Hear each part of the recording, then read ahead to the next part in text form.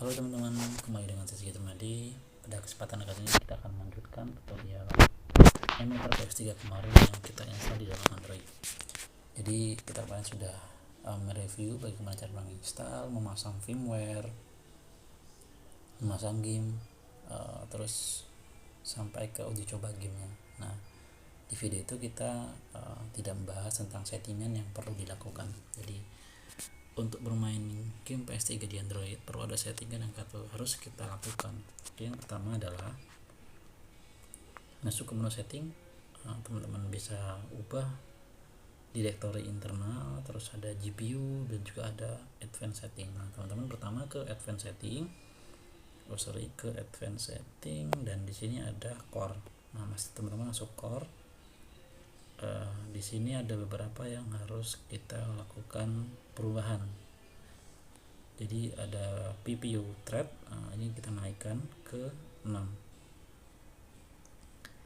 Jadi teman-teman ke PPU decoder, naikkan ke 6. Nah, tapi kenapa 6? Nah, teman-teman harus pahami juga. Sebelumnya kita cek sistem info. Di sini saya menggunakan CPU ARM Cortex A78, 8 thread dan 8 GB. Jadi threadnya ada 8. Nah, kita ke setting, advance, core. Jadi kalau menurut saya, nomor setting ini yang saya gunakan ya, kita jangan menggunakan full thread dan core-nya, karena itu sangat membebani dari si performa si HP kita. Jadi kita harus sisakan 2 thread lah ya. Kalau saya 2 thread, jadi saya 6 nya saya gunakan, 2-nya sebagai cadangan lah, dan karena ini pakai emulator dia berjalan 2 layer, maka semua saya gunakan 6 thread. Terus max LF compile, max LVM compile thread juga 6. LM precompile oke, di checklist. Terus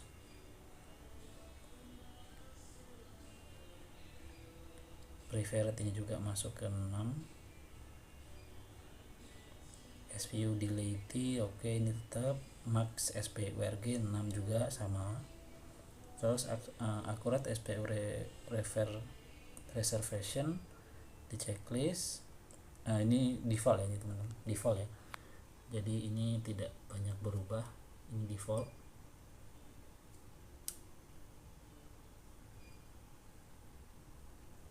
Default dari si settingannya, cuman kita ubah di bagian yang awal saja, yaitu penggunaan thread dari si CPU-nya. Nah, itu saja sebenarnya yang harus kita ubah, teman-teman. Selanjutnya kita ke settingan GPU. Jadi setelah core ini sebenarnya sudah semuanya input output juga, ini sudah kayak kita mengatur mouse, kamera dan lain-lain ya. Terus kita ada controller juga, tapi yang itu controller ini belum sepenuhnya bisa kita gunakan ya, masih banyak sistem juga ada sebenarnya. Banyak ya, teman-teman bisa ulik. Tapi yang pertama setting kita adalah core, jumlah core yang kita gunakan untuk menjalankan game PS3 ini. Selanjutnya kita ke GPU driver. Di GPU driver teman-teman bisa default, tapi saya sarankan kita menggunakan driver yang sesuai, yang cocok dengan HP kita. Dalam hal ini saya menggunakan Mesa Turnip driver 25. Nah, dari mana saya tahu? Saya tahu dari sistem info kita menggunakan driver Turnip. Kita menggunakan GPU Turnip Arduino. Jadi untuk teman-teman yang mungkin HP-nya menggunakan Snapdragon, GPU-nya adalah Turnip Arduino. Nah, itu sangat penting teman-teman untuk kita gunakan. Jadi biar tidak salah driver ya.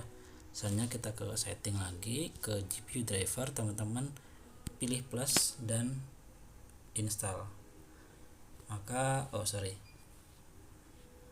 harusnya impor. Nah, teman-teman akan di fetch ke repository dari si Arduino tools driver. Please wait. Nah, teman-teman pilih driver yang sesuai dengan HP. Nah, ini saya beri contoh, saya menggunakan Turnip 2.5. Nah, biasanya saya revisi 3 ya. Saya menggunakan Turnip Arduino yang revisi terpaling terakhir, yaitu 25, versi 25 revisi 3. Tapi kalau itu ada masalah dan kegagalan meloading dari driver, teman-teman gunakan 1. Tapi yang jelas sesuaikan driver GPU sesuai dengan GPU Arduino ini. Jadi kalau teman-teman mungkin menggunakan GPU yang lain selain Arduino, bisa menyesuaikan ya teman-teman. Ini karena Arduino Snapdragon, karena ini HP-nya Poco, dia menggunakan Snapdragon dan GPU-nya Arduino, maka saya menggunakan GPU driver dari Turnip. Nah, kalau sudah, teman-teman tinggal menjalankan game favorit kalian, game PS3 di HP Android. Oke, mungkin itu teman-teman dari saya terkait settingan yang perlu kita lakukan sebelum kita menjalankan game PS3 di emulator Android.